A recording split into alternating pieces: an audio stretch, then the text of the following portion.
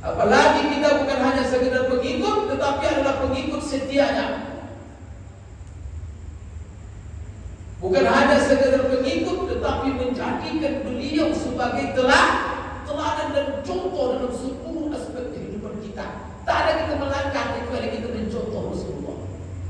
Apapun yang kita lakukan, setiap yang kita lakukan, kenapa kita lakukan? Karena Rasulullah SAW menyuruh. Tidak ada satu hal yang kita tahan dalam hidup ini. Kenapa kita menahannya? Karena Rasulullah melarang. Jadi hidup kita ini hanya dengan Rasulullah SAW. Apa yang perintahkan Rasulullah, itu kita kerjakan. Apa yang dilarang? Sebagaimana yang Allah katakan dalam Al-Quran, wa ma atakumur rasulu fakhudhuhu wa ma nahakum anhu fantahu. Apapun yang dibawa, diperintahkan oleh Rasul kepada kamu, kata Allah, lakukan, pegang, kuat-kuat. Fakhudhuhu, ambil, pegang, amalkan. Dan apa yang dilarang, seluruh yang dilarang oleh Rasul kepadamu, hentikan dan jauhi.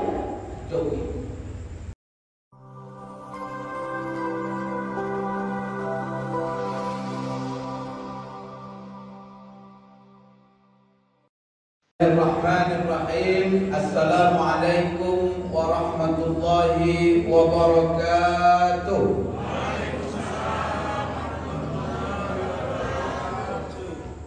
Alhamdulillah, alhamdulillahilladzi arsala rasulahu bil huda wa dinil haqq liyudhhirahu 'ala ad-dini kulli walau karihal kafirun.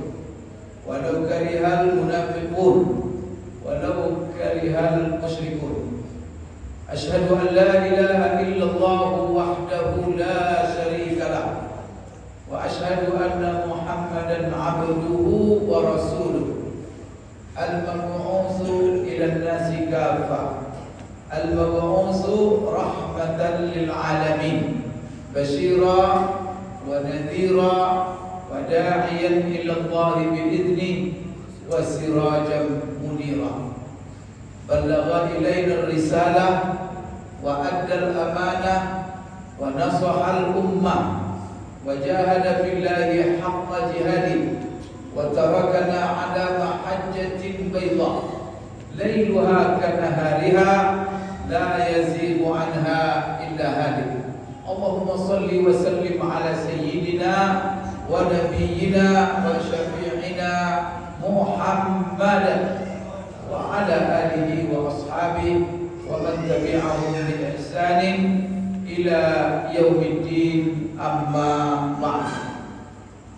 قال الله تعالى في كتابه الكريم: أعوذ بالله من الشيطان الرجيم.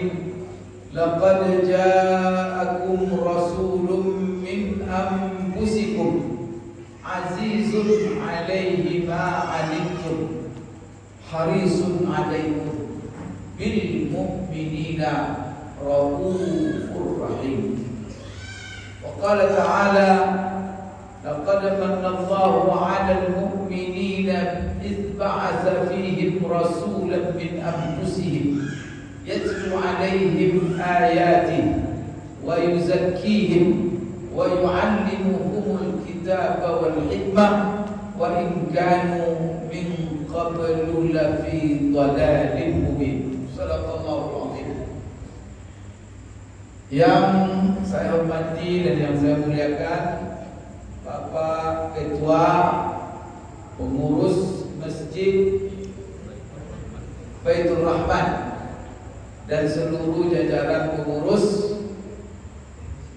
Kemudian yang saya muliakan Bapak Imam, para alim ulama, cerdik pandai, tokoh masyarakat, tokoh pemuda, ibu-ibu, kaum muslimin, kaum muslimat, jemaah Masjid Baitur Rahman, hafizakumullah wa ra'akum.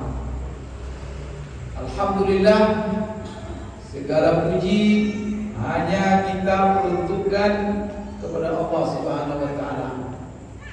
Segala puji hanya milik Allah Subhanahu wa taala.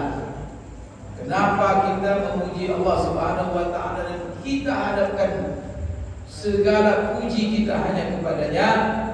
Karena Bapak Ibu sekalian, apapun nikmat yang ada pada kita, yang kita gunakan, yang kita pakai, yang kita rasakan, yang kita nikmati dalam kehidupan ini, semuanya adalah pemberian dan anugerah Allah Subhanahu wa Ta'ala. Wajib kita yakini itu ya. Sehingga Allah dalam Al-Quran mengatakan, wa atakum min kulli ma sa'altum wa in ta'uddu ni'matallahi la tuhsuha innal insana lazalumun kafar. Dialah Allah yang telah memberikan kepada kamu semua yang kamu minta. Tapi tidak hanya yang kamu minta, yang tidak kamu minta pun diberikan oleh Allah Subhanahu wa Ta'ala. Sayangnya Allah kepada kita, Allah berikan semuanya kepada kita. Jadi Allah tidak batasi pemberiannya kepada kita sesuai dengan yang kita minta. Sebab Bapak Ibu, kalau Allah hanya memberikan kepada kita apa yang kita minta saja, yakin sekali Bapak Ibu kita semua dah hidup ini. Karena kita tidak bisa menyebut satu persatu apa yang kita butuhkan. Tak bisa kita menyebutnya. Tapi Allah Maha tahu. Kalau saya tanya Bapak Ibu, bisa Bapak Ibu menghitung apa saja yang ada di dalam kepala? Bisa? Yang ada di dalam dada ini sehingga Bapak Ibu sehat-sehat sekarang. Tidak bisa itu. Menyebut namanya tidak bisa. Nah, kalau sempat Allah hanya memberikan kepada kita semua kita minta, nah, kita meminta tentu yang bisa kita sebut. Kalau tidak kita sebut dan dikasih Allah, bagaimana? Dan hidup kita. Tapi Allah Maha Penyayang. Yang kita minta, yang tidak kita minta, dan seluruh yang kita butuhkan, Allah berikan.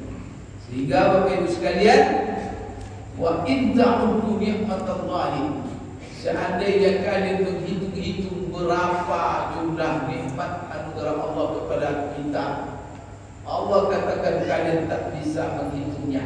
Pertama sekali, berapa jumlahnya? Tak bisa.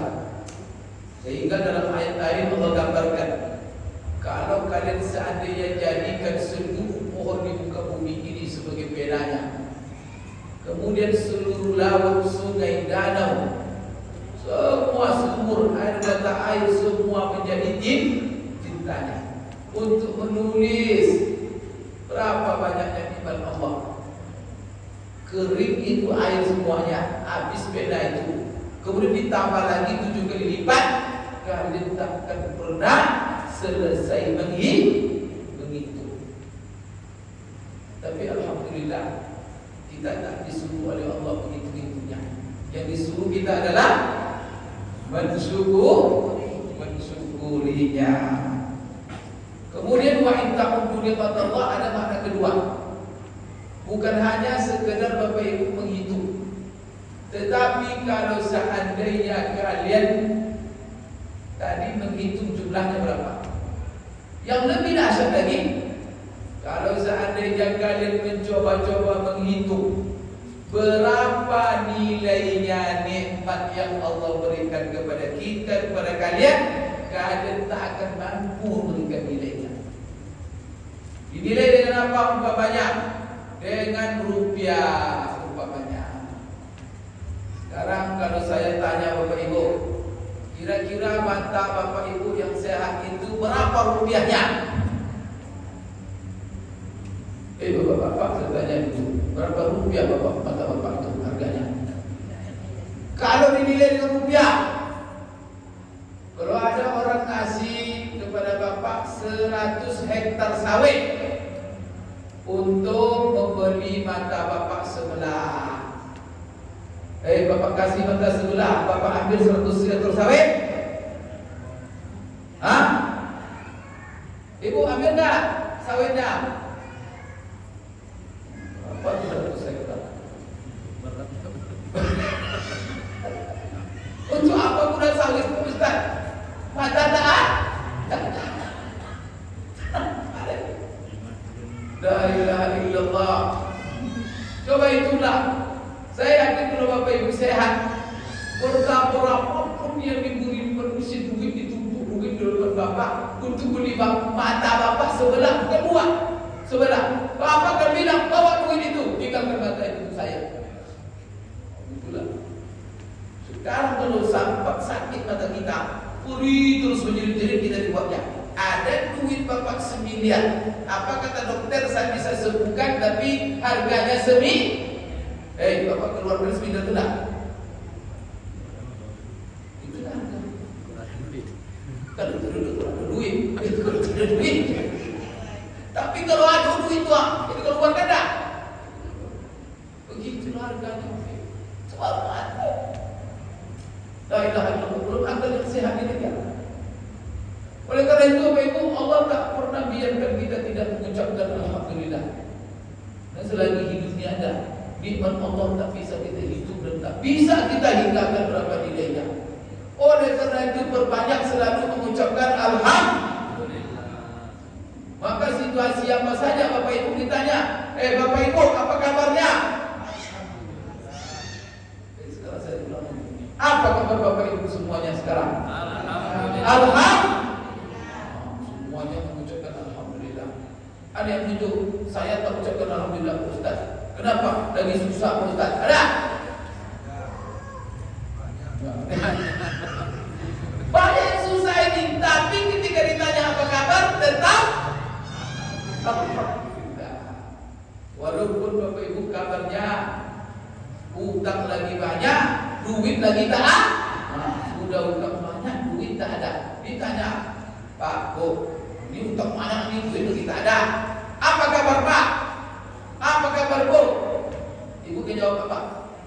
Dan ibu tanya utang lagi banyak, tanya kabar. Itu pasti Bapak Ibu bilang apa? Alhamdulillah. Maka kalau setelah salat selesai kita mengucapkan alhamdulillah 33 kali. Alhamdulillah ala kulli halin wa fi kulli hal. Dalam doa kunut kita ada doa yang kita baca, walakal hamdu ala ma qadait. Sudah ada maknanya itu. Alhamdulillah ala kulli hal wa fi kulli hal, itu maknanya apa? Apapun situasinya, apapun kondisinya, tetap ucapannya alhamdulillah. Walakal hamdu ala ma qadait. Sebagimu segala puji ya Allah, apapun yang telah kamu takdirkan untukku.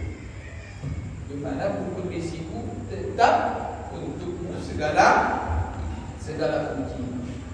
Alhamdulillah Bapak Ibu sekalian, pada malam hari ini kita berkumpul mengingat dan kita diingatkan malam ini dengan satu nikmat yang luar biasa. Bahkan nikmat ini bukan sembarang nikmat. Allah menjelaskan nikmat, tapi bukan nikmat yang Allah gunakan bahasanya. Karena kalau nikmat mata itu nikmat namanya. Di kepala, otak, badan ini semua nikmat ini. Maka Allah katakan tadi, itu semua nikmat. Wa in ta'uddu ni'matallahi la tuhsuha. Nikmat tanah, nikmat kebun, nikmat duit, nikmat itu nikmat namanya. Tapi Bapak Ibu sekalian, ada nikmat yang luar biasa, yang mana Allah ketika menjelaskan nikmat itu kepada kita, dia tidak pakai kata nikmat, tetapi dia atas nikmat itu. Apa bahasa Allah Subhanahu Wa Taala menjelaskan kepada kita? Disebut oleh Allah sebagai minnah. Minnah itu kalau di bahasa Indonesia nikmat juga artinya. Nikmat juga. Dalam bahasa Arab itu Bapak Ibu, kadang-kadang satu makna diwakili oleh banyak kata. Tapi kadang-kadang Bapak Ibu sekalian, satu makna diwakili oleh banyak kata, kemudian banyak makna itu diwakili oleh satu kata. Nikmat itu satu makna. Bisa dikatakan nikmat, bisa dikatakan minnah. Apa yang disebut minnah oleh Allah dalam Al-Quran kepada kita, dia gunakan untuk menyebut satu-satunya nikmat. Nikmat apa itu? Coba dengarkan ayatnya. Tadi sudah saya bacakan ayatnya. Allah berfirman, laqad manna Allahu 'alal mu'minina idz ba'atsa fihim rasulan min anfusihim yatlu 'alaihim ayatihi wa yuzakkihim wa yu'allimuhumul kitaba wal hikmah wa in kanu min qablu lafi dhalalin mubin. Di situ Allah bersumpah sungguh demi kata Allah. Apa sungguh demi itu?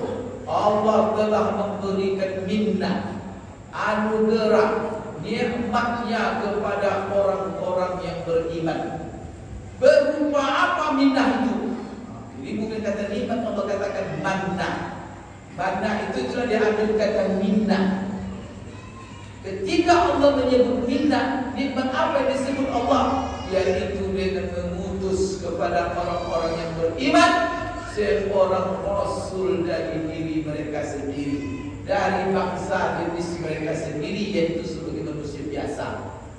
Yang mana dia datang rasul itu, yatlu alaihim ayatin, membacakan kepada mereka ayat-ayat Allah, wa yu'allimuhumul kitaba wal hikmah, dan mengajarkan kepada mereka yaitu Alkitab, Al-Quran dan hikmah, yaitu sunnah Rasulullah SAW. Wa yuzakkihim, dan Rasulullah itu mendidik dan membersihkan, menjadikan mereka orang yang bersih.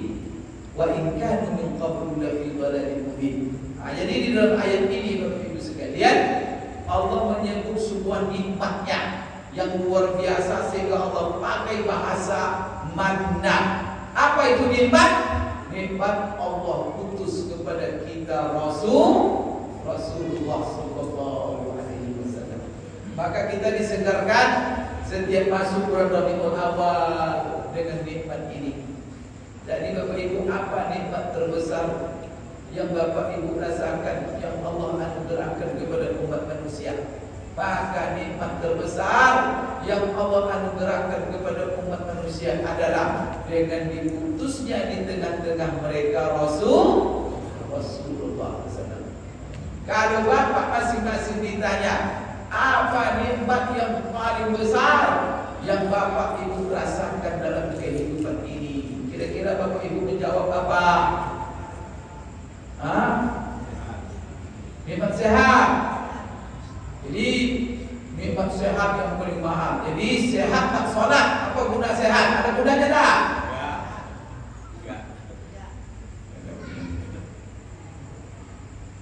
Dia sehat tapi tak sholat. Tak ada guna itu. Nikmat kaya, duit banyak, tapi tak beriman. Ada gunanya? Tak ada gunanya. Pangkat tinggi, semua dia punya, tapi Bapak Ibu sekalian tak ada iman, tak Islam, tak ada hidayah. Ada gunanya? Maka kalau seperti itu, kata Allah dalam Al-Quran, apa istilahnya? Ulaika kal an'am bal hum.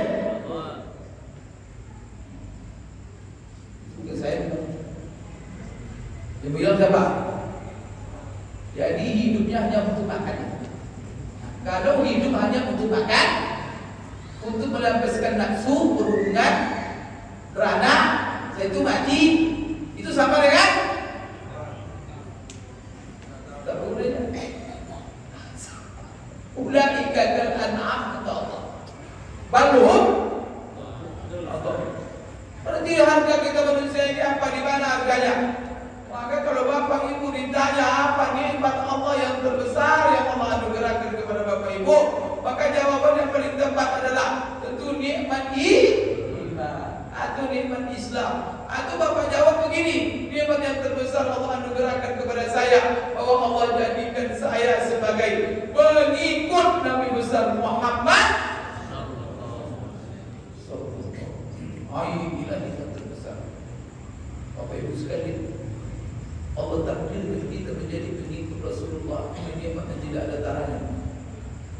Apalagi kita bukan hanya sekedar pengikut, tetapi adalah pengikut setianya. Bukan hanya sekedar pengikut, tetapi menjadikan beliau sebagai teladan dan contoh dalam seluruh aspek kehidupan kita. Tak ada kita melangkah kecuali kita mencontoh Rasulullah. Apapun yang kita lakukan, setiap yang kita lakukan, kenapa kita lakukan? Karena Rasulullah SAW menyuruh. Tidak ada satu hal yang kita tahan dalam hidup ini. Kenapa kita menahannya? Karena Rasulullah melarang. Jadi hidup kita ini hanya dengan Rasulullah SAW. Apa yang perintahkan Rasulullah, itu kita kerjakan. Apa yang dilarang? Sebagaimana yang Allah katakan dalam Al-Quran, wa ma atakumur rasulu fakhudhuhu wa ma nahakum anhu fantahu. Apapun yang dibawa, diperintahkan oleh Rasul kepada kamu, kata Allah, lakukan, pegang, kuat-kuat. Fakhudhuhu, ambil, pegang, amalkan. Dan apa yang dilarang, seluruh yang dilarang oleh Rasul kepadamu, hentikan dan jauhi. Itulah hidup, makna hidup. Kalau seandainya hidup los saja, tidak ada halal, tidak ada haram, itu hidup apa namanya? Maka jangan sampai los ya. Lagi Bapak Ibu sekalian, kita dianugerahkan banyak nikmat oleh Allah.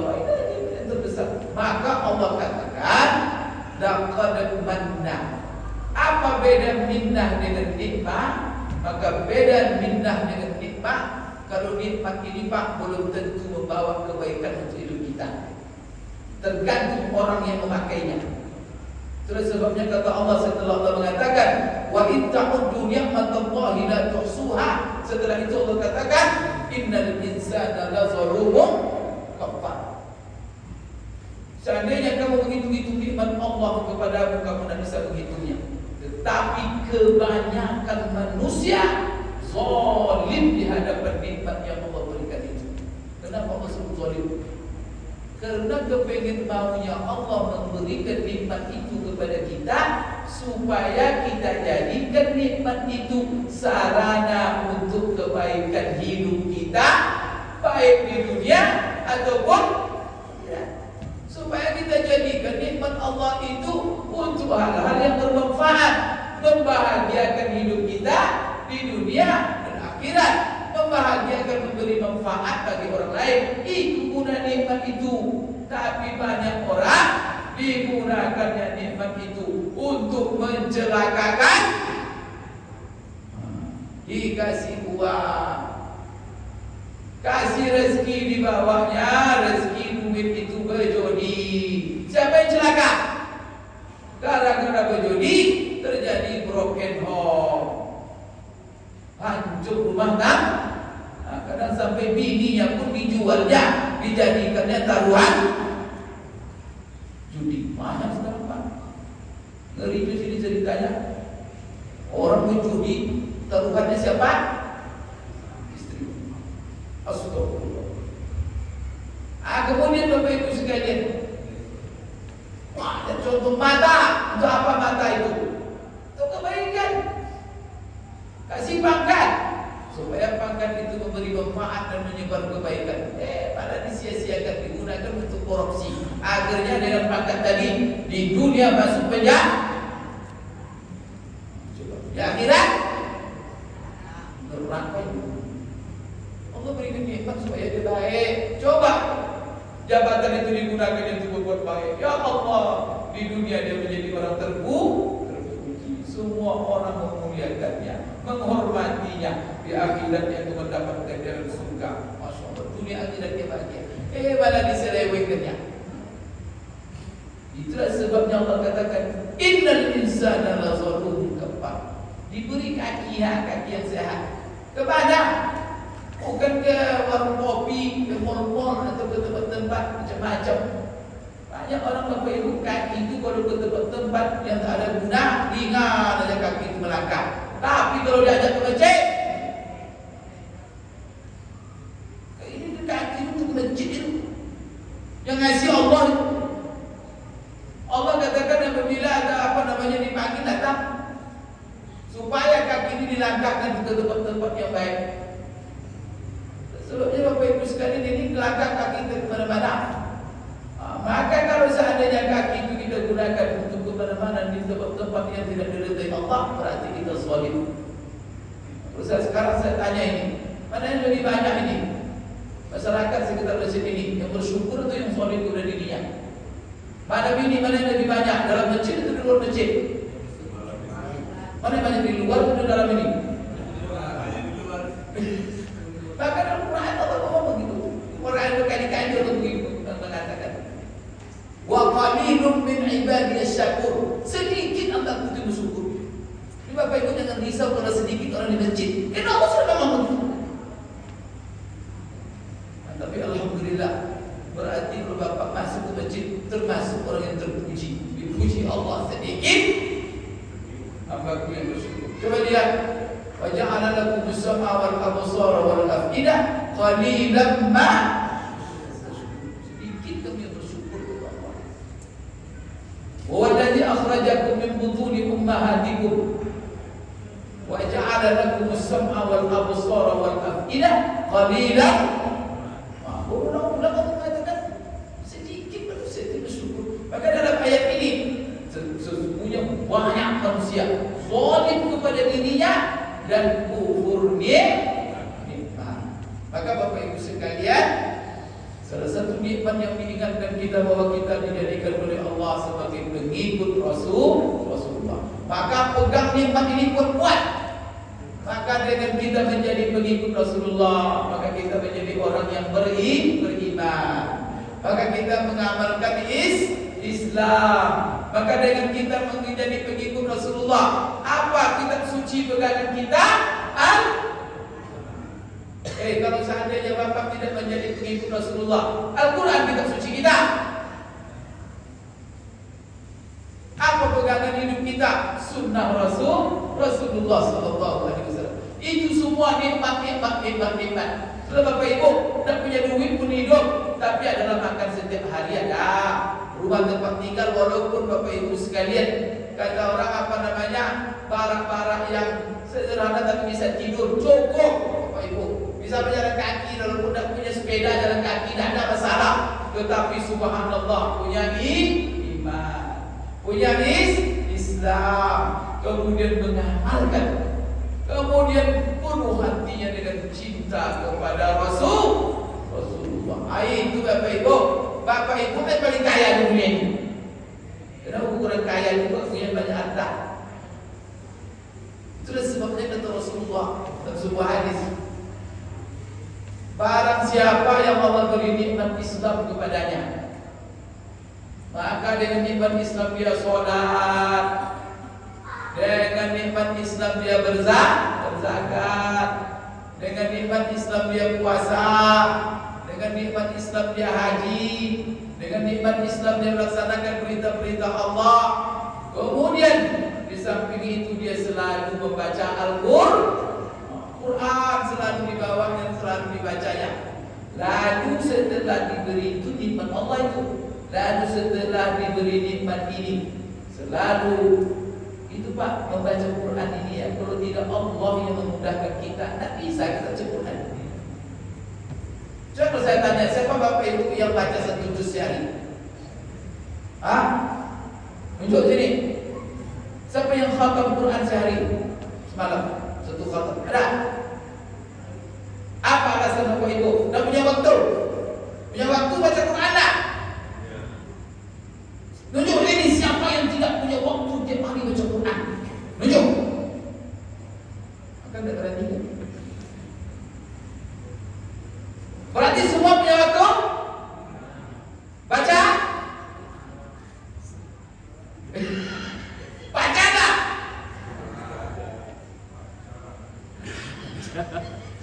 Berapa juz sehari? Punya waktu kalau baca 10 juz sehari tak? Punya? Punya Pak? Saya pokoknya salat tarawih di Ramadan.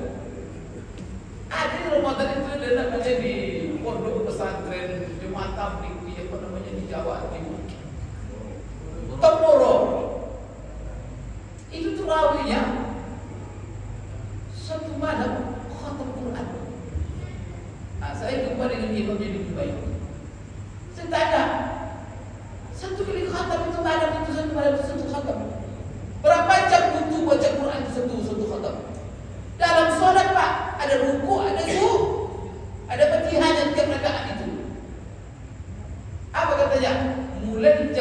8 malam.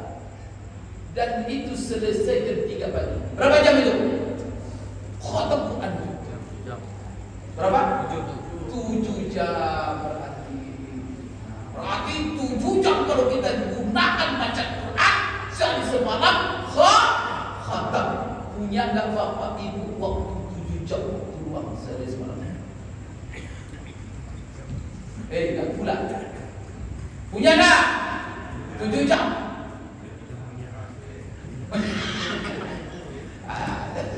Pak Ustaz kita habis minum. Yang seharusnya digunakan baca Quran digunakan baik. La ilaha illallah. Coba guna Quran tu Pak, main HP, main TikTok Pak. Bapak gunakan untuk baca Quran. Kira-kira berapa juz selesai? Ibu-ibu di sini main TikTok berapa jam sehari? 5 jam. La ilaha illallah. Kalau kita ini kalau tu yang baik-baik tapi syaitan itu. Kalau tu yang baik-baik alasan aja. Tapi kalau tak ada guna, punya awak. Maka itu sebabnya. Siapa yang mati yang terpancing Bapak Ibu yang selalu curang, berarti itu hidayah Allah. Jadi kita ini Pak, sesehat apapun, waktu seluruh apapun, tapi kalau tidak ditolong Allah kita untuk beribadah, tak bisa. Berarti orang seperti ini tak mendapat pertolongan bimbingan.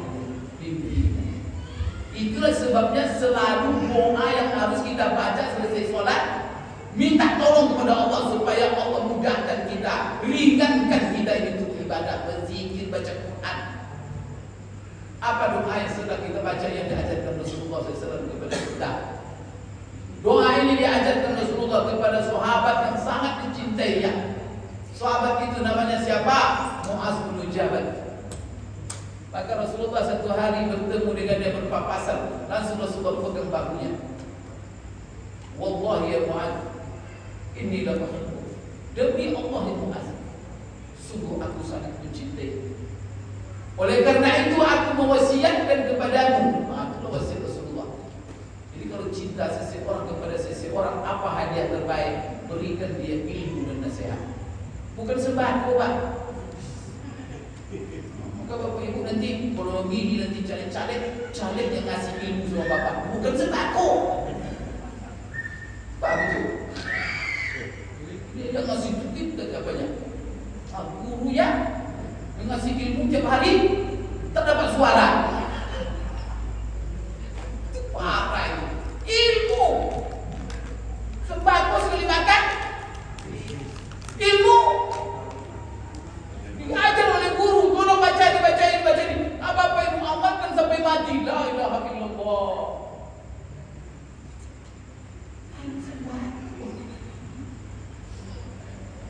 Itulah sebabnya kenapa kita mencintai Rasulullah. Bapak Ibu, kalau saya tanya Bapak Ibu, siapa manusia yang paling Bapak Ibu cintai di dunia ini? Siapa? Kalau Bapak Ibu ditanya siapa manusia yang paling Bapak Ibu cintai di dunia ini, Bapak jawab istri Bapak. Istri. Kalau istri ada di samping, kalau enggak, lain mungkin di sini.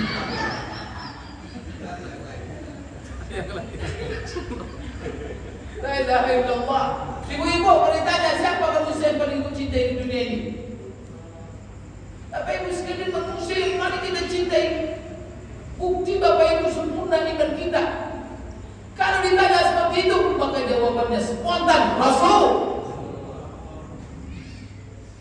Kalau tidak terjawab oleh Bapak Ibu spontan Rasulullah, berarti iman kita belum sempurna.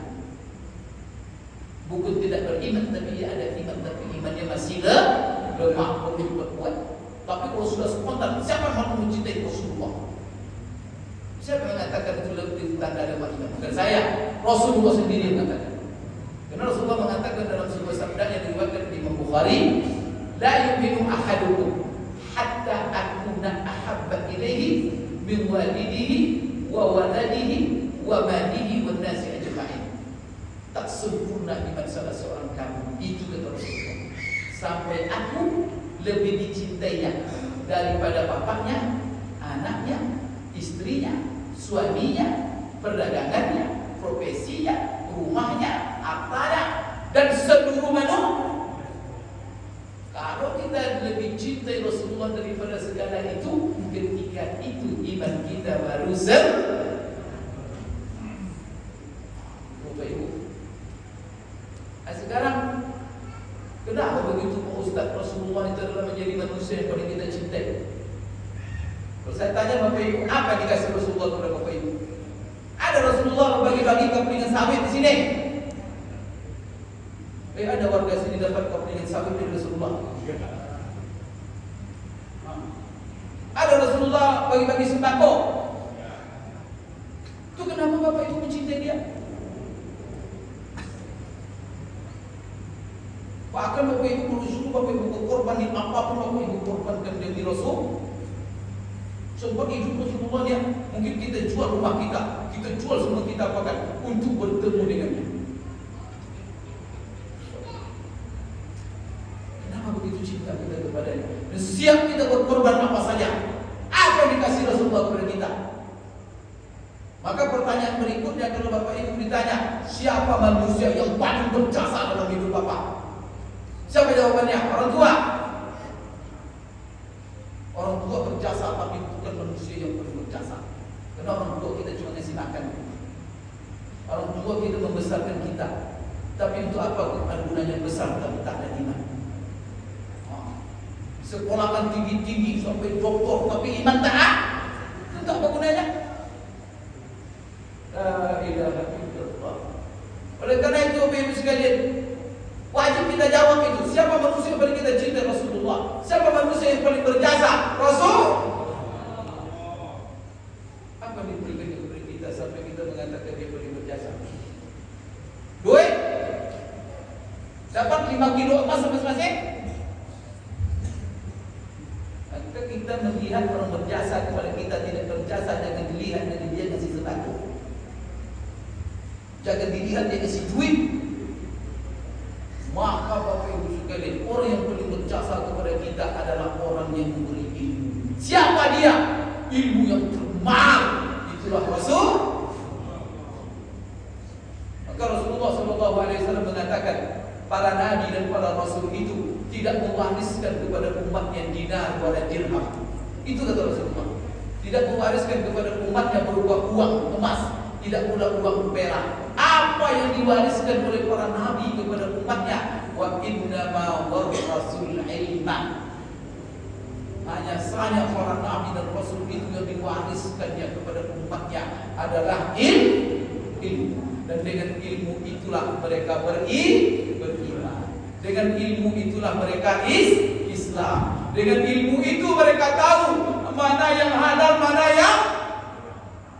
Dengan ilmu itu mereka suci hidupnya, mereka rapi hidupnya, bersih hidupnya. Ini kenapa Bapak Ibu-ibu ini begini pakaiannya ini? Ini dari mana datangnya ini? Kan dari ilmu yang disampaikan Rasulullah. Yang mana ilmu itu tertuang di dalam. Maka dalam bagi kita umat Islam, ilmu nomor 1 itu yang namanya ilmu nomor 1, ma qalahu Allahu fil Quran. Apa yang difirmankan Allah dalam, itulah ilmu nomor 1. Ilmu nomor 2 apa? Apa ilmu nomor 2? Ma qalahu Rasul sallallahu alaihi. Jadi ilmu yang terhebat termahal itu ilmu yang Allah sampaikan dalam Al-Quran. Kemudian yang kedua, ilmu yang disampaikan Rasulullah sallallahu alaihi wasallam.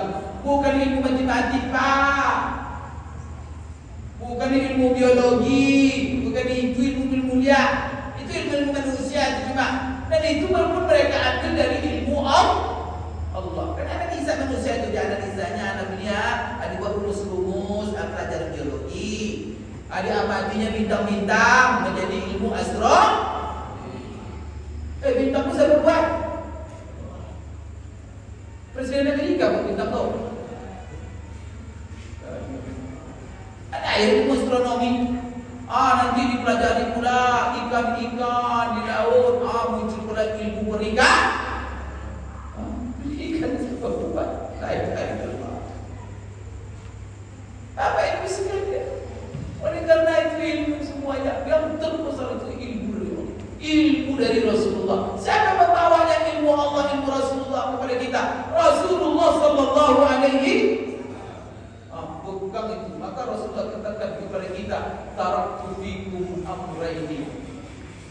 Aku tinggalkan untuk kamu 2 pusaka cuma.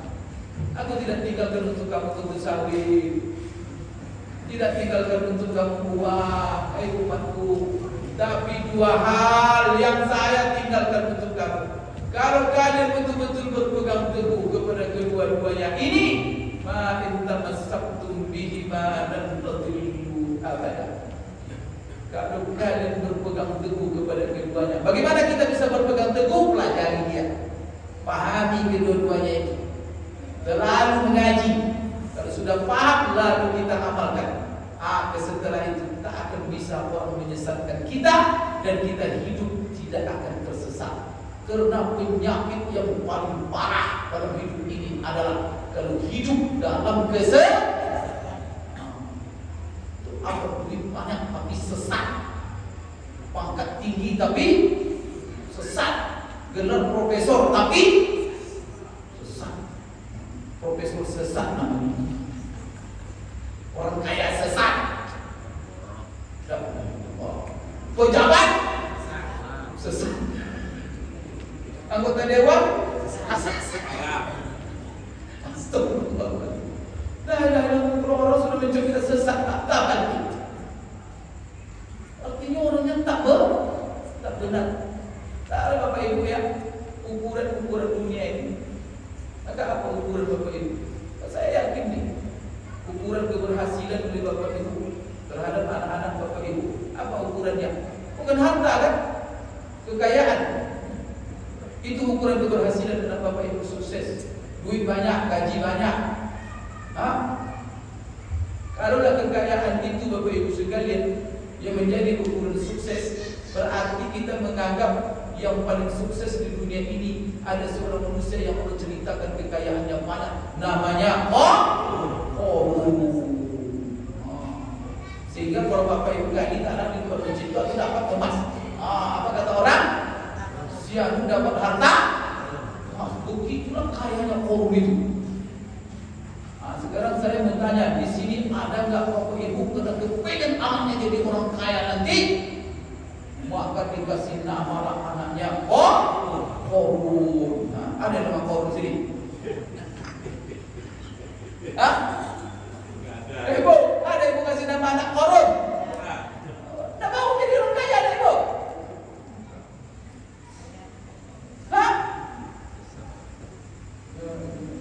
Kenapa tak dikasih nama Qarun?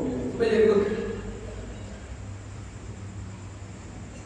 Maka juga tidak kita jadikan kesuksesan itu Bapak Ibu pangkat tinggi. Untuk apa pangkat tinggi? Sesat. Tak apa gunanya. Untuk apa kaya? Sesat. Kan itu. Maka coba Bapak Ibu sekalian, kalau ada kekuasaan, pejabat saya pengen anak saya tinggi pangkat, tapi sesat, apa gunanya?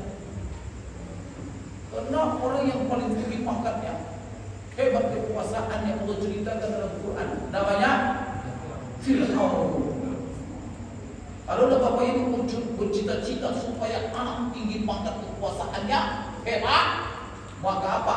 Maka Bapak Ibu kasih nama dia. Apa namanya? Fir'aun. Ada di ujung batu ini orang kasih nama anaknya Fir'aun. Kira-kira anak kita kalau kasih nama Fir'aun, nanti dia absen oleh gurunya. Fir'aun. Kau kawannya panggil, Fir'aun. Astagfirullah. Itu gawat kekuasaannya itu Bapak Ibu. Tapi ada kita yang mengasih nama anak Fir'aun. Berarti bukan kekuasaan, bukan itu. Ada ukuran hidup ini apa? Benar atau tidak? Oleh karena itu kalau mau benar hiduplah dengan iman, hiduplah dengan Islam. Jadilah pengikut Rasulullah Sallallahu Alaihi Wasallam. Oleh karena itu Bapak Ibu sekalian, Rasulullah adalah merupakan manusia yang paling kita cintai dan manusia yang paling berjasa di dalam kehidupan kita. Apa yang dibawanya kepada kita? Karena dia telah membawakan sesuatu yang termahal dalam hidup kita. Maka yang termahal dalam hidup kita ini adalah iman. Yang termahal dalam hidup kita ini adalah Islam. Maka tadi Mu'adz bin Jabal, ketika Bapak Ibu sekalian, Rasulullah SAW menghadiahkan sebuah wasiat ibu kepadanya. Manusia yang paling dia cintai tadi, Demi Allah aku sangat mencintai wahai Muaz. Ini baju untuk kamu kalau begitu. Ini sembako untuk kamu. Ini cincin untukmu. Bukan itu Bapak Ibu. Ini jilbab, ini sarung, ini celana. Bukan begitu. Apa kata Rasulullah SAW? Langsung Rasulullah beri ilmu dia. La tansa antakula dubura kulli salatin Allahumma a'inni ala zikrika wa syukrika wa husni ibadatik. Allah. Tak dikasih apa? Apa kata Rasulullah? Jangan kau lupa. Itu lagi ilmu berharga. Sebuah doa. Jangan kamu lupa Muaz mengucapkan setiap kamu selesai solat. Apa doanya? Allahumma a'inni ala zikrika. Ya Allah, tolong bantu aku supaya aku selalu bisa berzikir. Agak banyak orang sehat waktu banyak tapi tak pernah berzikir. Kenapa Allah tak tolong? Kenapa Allah tak tolong? Kerana dia tidak minta. Akhirnya apa? Diseret oleh setan. Main TikTok. Habis umurnya. Setelah itu berangkat mati pula dia. Selesai sudah. Kadang main TikTok 8 jam sehari. Mati dia umur 60 tahun. Kalau sempat 60 tahun umurnya mati Bapak Ibu, kemudian main TikTok tiap hari 8 jam, kira-kira berapa tahun dia selama 60 itu main TikTok? 20 tahun. Kenapa dia itu sepertiga hari? Maka 60 sepertiga berapa? 20 tahun Pak. Berarti main TikTok 20 tahun sampai mati dia. 20 tahun main TikTok. Ada lagi lebih parah dari itu. Bangun. Asal bangun, soal sebentar 5 menit. Selesai. Salam dah sempat dikit. Sekarang tidur, ngigau.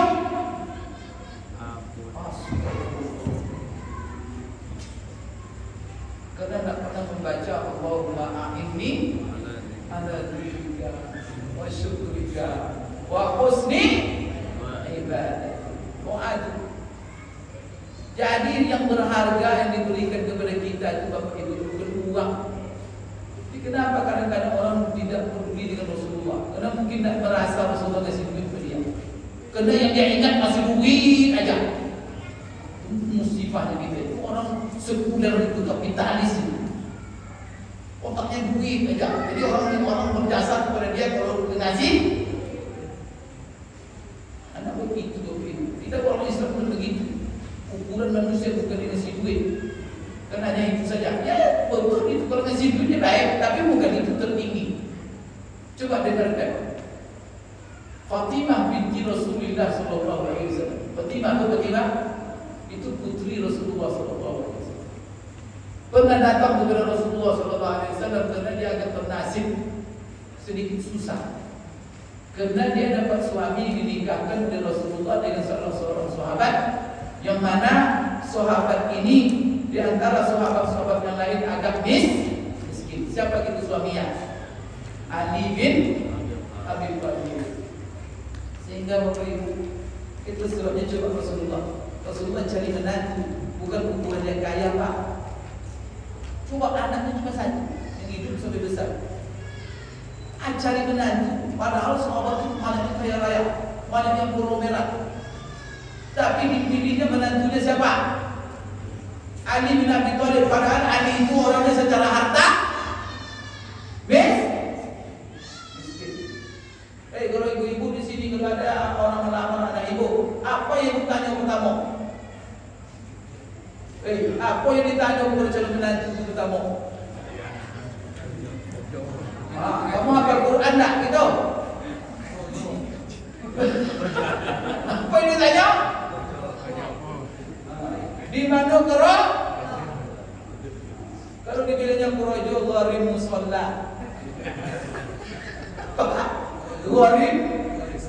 Gharim masjid, gharim musalla, guru ngaji. Guru ngaji katanya. Ibu terima tak lamarannya? Terima tak? Saya kalau ibu terima, saya cari ganti.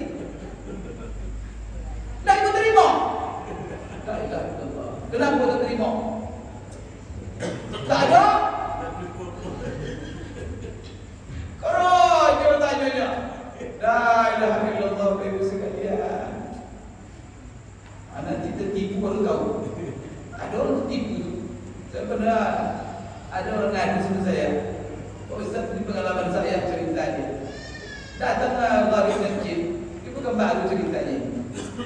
Jadi hari ini melihatnya anak perempuan yang terus tertarik sama perempuan. Datang dia sama ibu tu. Bu, saya ingin melamar anakku jadi istri sama bina. Mana? Tahu lah ibu tu dia kalau benci berapa lah 150.000 sebulan. Jadi apa kata ibu tu? Maaf nak, anak saya masih mau kuliah, belum masih mau bersuami. Kan itu. Jadi beberapa bulan setelah itu datang ke rumahnya. Seorang pakai Innova, pakai baju jas, Innova, baju jas. Datang melamar anak. Ini curiga ni. Kena sekarang atau rumah anu. Hati-hati bu. Jangan sembarang tolak keluarin nanti anda datang musibah nanti. Coba kita cerita nyata ini. Datanglah seorang pakai Innova, kemudian pakai baju jas ke rumahnya, melamar anaknya. Di mana Projo katanya. Kata Projo tanya. Saya Projo di Cepron. Tahu Cepron? Cepron, Kaltek. Di Kaltek kerja bu. Langsung dia cari anaknya itu. Nah, hari ini juga kau berhenti kuliah. Akhirnya diterima lamaran, anak berhenti kuliah, menikah. 3 bulan setelah menikah, roket bom cerai berai. Kenapa? Rupanya ternyata penipu. Mobil Innova tadi rental rupanya. Kemudian dia kerjanya pengedar narkoba.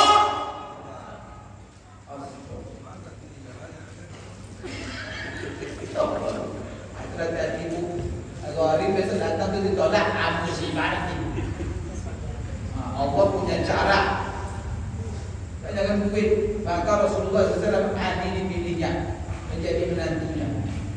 Kalau harta menjadi ukuran adil itu adalah sahabat yang paling miskin itu masuk miskin.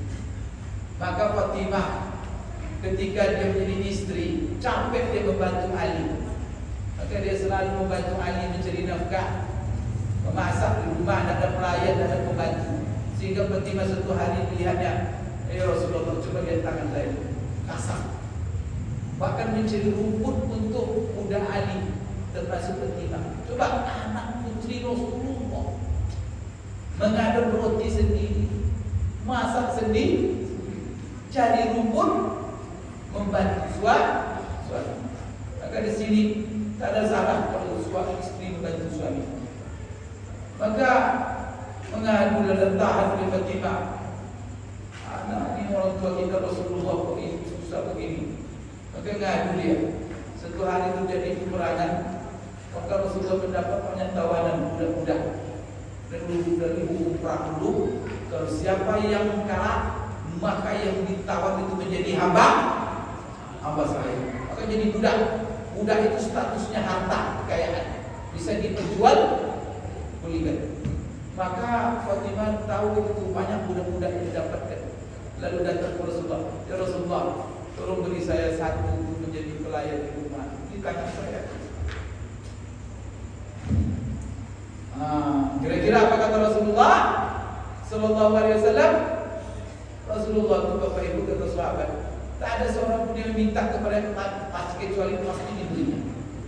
Kalau tidak dia kasih apa yang diminta, dia berikan yang lebih baik. Itulah hebatnya Rasulullah SAW. Lalu Bapak Ibu sekalian, apa kata Rasulullah kepada Fatimah, demi Allah Fatimah saya tidak akan berikan, karena itu adalah harta milik negara. Karena itu harta rampasan perang itu. Sebenarnya Rasulullah bisa berhak kita, karena dia kalau setiap rampasan perang musuh berlima untuk dia. Tapi apa dia bilang, negara sekarang lagi butuh, negara sekarang lagi kosong, anggaran, lebih banyak hutang berbahasa sekarang. Negara itu tidak bisa kasih sedikit itu sama kamu. Tapi apa terjadi Bapak Ibu? Malam-malam menjelang Fatimah tidur, Rasulullah datang ke rumahnya di ketok pintu. Assalamualaikum. Salam. Apa ya Rasulullah? Fatimah, tadi kamu minta hamba saya pelayan untuk melayani membantu di rumah. Demi Allah saya Tapi maukah aku beri kepada kamu sesuatu yang jauh lebih baik daripada yang kamu minta? Coba baca betul. Jadi kita harus tahu apa sebenarnya yang paling berharga di dunia ini. Bukan minta sama saya harta itu. Maka apa kata Rasulullah? Saya berikan kepada kamu hal yang lebih mulia, lebih afdal, lebih. Maka apa? Kata Fatimah, ya Rasulullah, saya kepengen. Apa itu? Yang lebih afdal daripada semua yang saya minta. Apabila kamu menaruh kepala di atas pantat bergerak tinggi, jangan lupa kamu mengucapkan Subhanallah 33 kali, Alhamdulillah 33 kali, Allahu Akbar 33 kali. Kalau setiap kamu tidur kau ucapkan itu, maka lebih baik bagimu daripada dunia seisi. Itulah sebabnya zikir Subhanallah 33 kali. Alhamdulillah itu dua tempat. Pertama setiap selesai solat, yang kedua setiap menjelang di. Coba, apa ganti Rasulullah? Ganti lebih baik Rasulullah. Apa yang lebih baik? Doa, zikir, bagaimana menghargai manusia. Maka itu sebabnya mana kita betul memuliakan ulama atau memuliakan orang kaya? Kalau sekarang terbalik Pak. Kalau ustaz datang ulama dan dipedulikan, tapi kalau orang kaya, silap kita ini. Padahal kayanya hasil korupsi lagi. Sambut ya apa? Mobil mewah, mobil ini hasil mencuri lah. Maka heran kita Pak ya. Kok bergeser bila itu? Pergi Bapak ke Jepang. Tahu Pak, saya kepada orang Jepang belajar ceritanya ini. Bagaimana orang Jepang tak Islam Pak, beriman Pak. Tapi mereka tahu mana yang paling berharga dalam hidup ini. Maka yang paling berharga dalam hidup ini adalah hidup. Jadi kalau Jepang itu pejabat datang orang bertanya, wadah menteri apa? Tak peduli rakyat. Orang kaya apa nak ada kalau peduli. Tapi coba seorang ilmuwan, seorang guru lewat pernah menjadi gurunya, kenapa? Itu berlomba-lomba menciumnya, mengambil tasnya, menghantarnya. Allah, bagaimana luar biasa. Kok orang kafir yang mengamalkan itu? Kalau orang Islam berlomba-lomba apa? Tidak. Maka siapa yang harus kita muliakan? Rasulullah. Setelah itu siapa? Orang-orang yang mewarisi ilmu Rasulullah. Siapa yang mewarisi ilmu Rasulullah? Maka Rasulullah mengatakan al-ulama'u warasatul anbiya. Maka di lokal guru ini saya bahagia begitu, karena masyarakat masih dulu di tengah-tengah tuan guru. Tuan guru itu orang yang sangat dimulia. Maka saya masih angkat tangan luar biasa. Tapi tempat-tempat lain sudah ada hilang. Saya bahagia dengan undang-undang di terikat-terikat. Bagaimana masyarakat beribu dulu di tengah-tengah guru. Guru mengajak zikir, guru beri nasihat. Itu yang berharga itu. Bukan orang pribadi itu. Tapi kalau bagi-bagi duit, apalagi tak turun ke bapak, usir dia. Begitu seharusnya.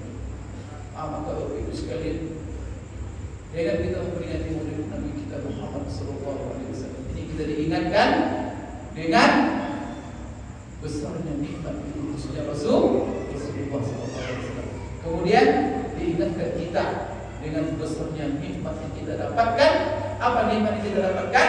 Bahwa kita menjadi pengikut Rasulullah. Cuma nikmat ini disyukuri. Bagaimana mensyukuri nikmat menjadi pengikut Rasulullah SAW? Maka betul-betullah kita menjadi pengikut setia beliau. Maka kita bayar kewajiban-kewajiban kita terhadap Rasulullah. Apa kewajiban kita kepadanya? Pertama sekali Bapak Ibu, wajib beriman kepadanya bahwa dia benar-benar Rasulullah.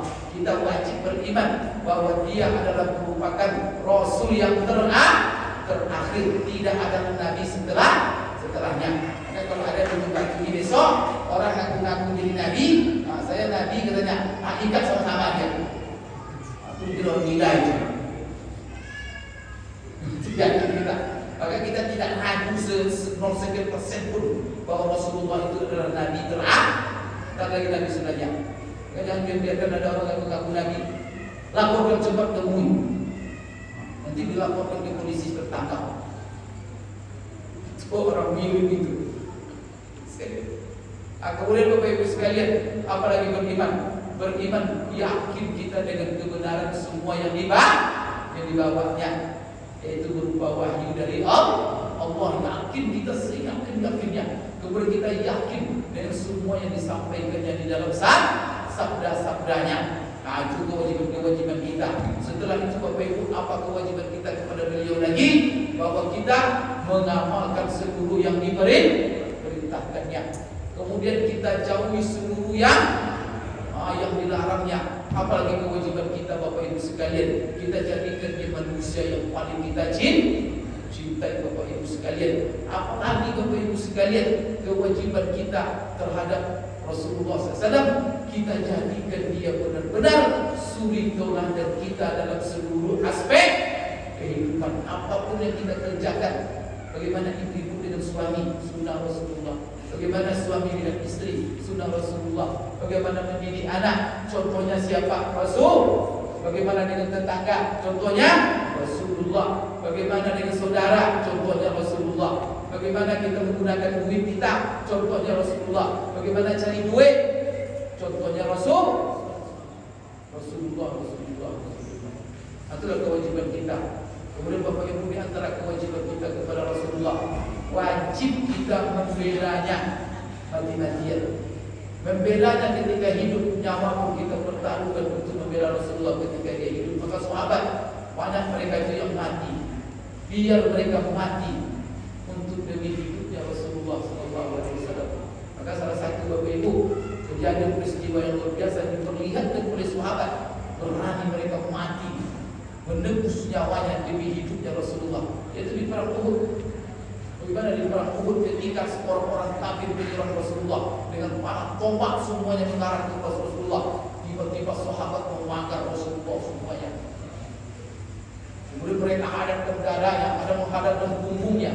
Maka seluruh tombak-tombak dan panah-panah yang menuju ke Rasulullah disambut oleh sahabat dengan punggung mereka. Masya Allah. Sambut kita tak? Beribu sambut tak? Saya kira kabur Bapak Ibu. Apa mereka berpagar itu? Sehingga banyak perguguran mati syahid dalam perang. Maka yang mereka yang banyak meninggal perang Uhud itu Pak, karena memagar Rasul. Sekarang kita apa dituntut setelah wafatnya, kita wajib bela, wajib jaga nama baik beliau. Jangan biarkan orang menghina Rasulullah kita. Bisa kita marah kalau orang menghina kita, bisa kita tak marah, bisa kita maaf. Tapi kalau menghina Rasulullah, jangan. Maka wajib kita bela. Siapa yang menghina, merendahkan Rasulullah, kita bela dengan apa yang kita bisa, yang kita mampu. Itulah kewajiban kita. Dan kita Bapak Ibu konsekuensi mencintai Rasulullah. Kita mencintai Bapak Ibu sekalian kepribadiannya. Oleh kerana itu kita suka dan senang belajar tentang Rasul. Maka Bapak Ibu sekalian, mudah-mudahan dengan peringatan ini yang dapat saya sampaikan mudah-mudahan bermanfaat bagi diri saya dan juga Bapak Ibu sekalian. Saya hanya Bapak Ibu mengingatkan diri saya pada malam ini dan juga Bapak Ibu sekalian, kepada kita semua, betapa hebatnya nikmat bahwa kita menjadi pengikut Rasulullah Sallallahu Alaihi Wasallam. Itu dapat saya sampaikan. Mohon maaf tentang terima kasih segala perhatian. Aku boleh anda wassalamualaikum. Karena saya setelah ini langsung pulang ke daerah kepenuhan, melanjutkan perjalanan saya. Jadi kepenuhan besok atau kuning lah. Karena saya ini sebenarnya sudah berhenti dari PNS. Berhenti dari PNS. Kenapa berhenti? Bukan saya PNS sebenarnya berhenti berhenti. Tapi saya prinsip saya berhenti PNS. Kenapa? Saya tidak mau berhenti sebenarnya. berhenti. Kenapa? Karena saya punya maksud lain. Karena saya mau maju ke DPR RI. Kamu kata kalau mau maju berhenti PNS. Ya tidak apa-apa, berhenti. Saya mau berjuang. Jadi Bapak Ibu, tapi ada PNS lain, saya tidak berhenti Pak. Apa itu? Penceramah non-stop. PNS, penceramah